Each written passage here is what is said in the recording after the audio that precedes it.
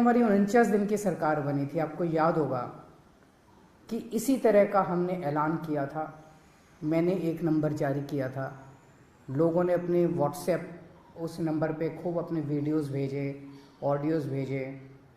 49 दिन के अंदर लगभग 30-32 ऑफिसर्स को सज़ा दिलवाई थी, उनको जेल भेजा गया था, सख्त एक्शन लिया गया था। 49 दिन में दिल्ली में भ्रष्टाचार कम नहीं हुआ था, दिल्ली में भ्रष्टाचार खत्म हो गया था। किसी की हिम्मत नहीं थी, कोई कहीं जाता था, आपका फ़ोन, एक आम आदमी का फ़ोन उसके लिए सबसे बड़ा हथियार बन गया था एम्पावरमेंट का। किसी दफ्तर में कोई आदमी जाता था और कोई ऑफिस से रिश्वत मांगता था, वो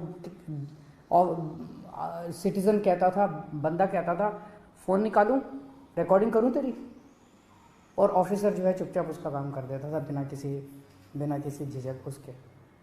लोगों के लिए उसका फ़ोन, उनका फ़ोन बहुत बड़ा हथियार बन गया था। जब दोबारा हमारी सरकार बनी और हमने इसको लागू करने की कोशिश की, प्रधानमंत्री जी ने ऑर्डर जारी करके दिल्ली सरकार की एंटी करप्शन ब्रांच छीन ली हमसे, ताकि हम इसको लागू ना कर पाएं। दिल्ली में तो हमने फिर भी भ्रष्टाचार खत्म कर दिया, लेकिन क्या आप सोच सकते हैं कि हमसे हमारी एंटी करप्शन ब्रांच क्यों छीनी गई?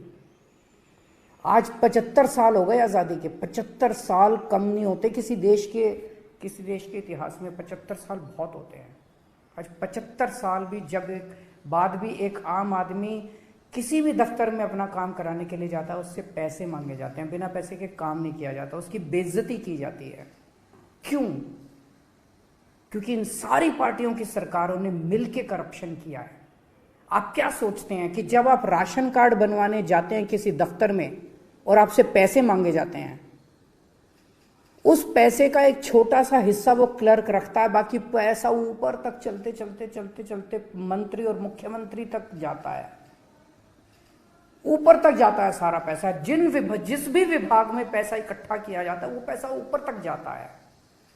लोगों की ट्रांसफर पोस्टिंग के लिए पैसा लिया जाता है।